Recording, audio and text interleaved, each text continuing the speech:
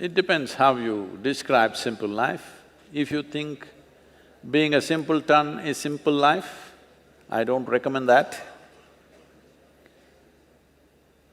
But simple life generally meant that the arrangements that you make around your life are simple, so that it doesn't entangle you, it only supports you. See, all arrangements that we make in our lives are supposed to enhance our life, isn't it? Why do you get educated? Because you think it'll enhance your life. Why somebody gets married? Because they think it'll enhance their life. Why people have children? Because they think it'll enhance their life. Why they're doing business? Because they think it'll enhance their life. But look at people's faces and see, before they got educated, before they got married, before they had children, how they were and how they have become today. Does it look like they're enhanced?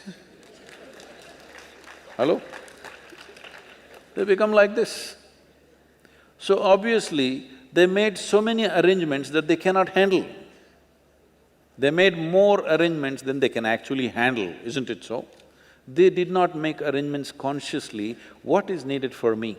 Their problem is, she is every day going shopping, so I also want to go shopping. I don't know what to shop, but I'll shop something and come, because she's also shopping, my neighbor.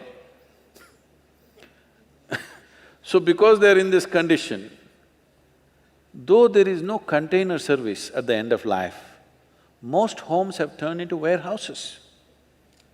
Most people have things in their homes that they have not used for a year or two and still there. They can't give it away, but it is cluttering their life in such a way they have to trip all over the place to walk around in their homes. Because they did not build this home, they did not buy these things, they did not form these relationships as a way of enhancing their life. They are using everything to entangle their life. So simple life means you're not entangled, it's very important. You are enhanced, but you're not entangled. You make whatever the kind of arrangements you make, but the kind of arrangements you can handle, isn't it? You don't try to make arrangements like somebody else and you don't know how to handle. Suppose you want to build a palace. A palace means you need 500 people to service the damn place every day. How many people are going to live there? A family of 4, or will you have 100 children? See, always in the past, the kings had, In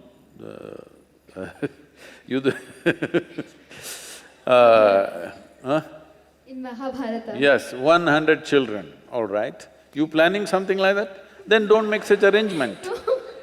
Then do not make such an arrangement. Why do you make an arrangement that you don't need?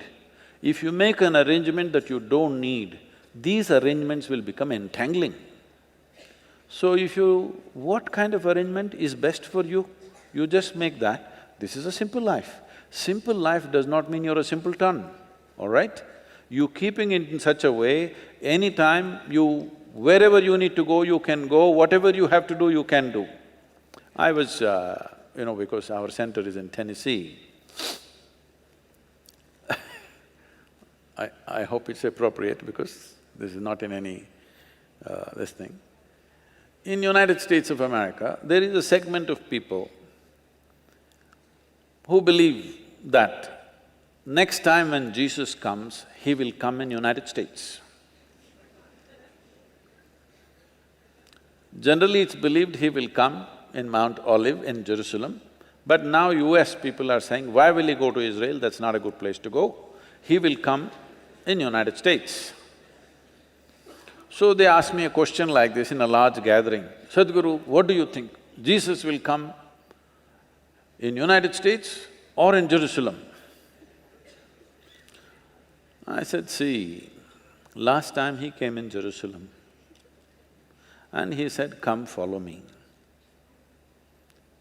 Only 12 people. Today you're celebrating him as a great being, but only 12 people followed him. In that, one of them freaked on him, all right? But if he comes to United States today, if he says, come follow me, you have a bank loan, student loan, car loan, house loan, holiday home loan, you are mortgaged for 45 years.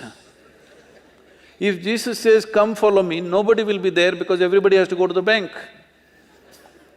So you have entangled yourself in such a way, even if the most significant things happen, you can't change the direction of your life. Hello? If the greatest things came your way, you cannot change the direction of your life. This is a slave's life, isn't it? What is slavery? He cannot choose. That is slavery, isn't it?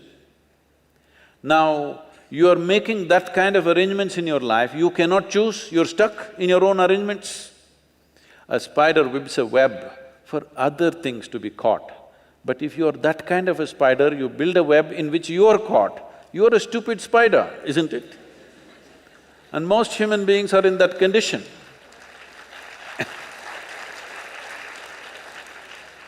So simplicity means a sensible arrangement which will not entangle you.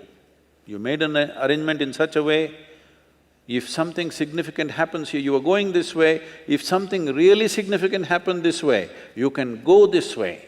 Your arrangements will not trap you. That is a simple life. This is an intelligent life. Simplicity does not mean a simpleton. If you are smart enough, you will make arrangements that support you, not arrangements that entangle you, isn't it?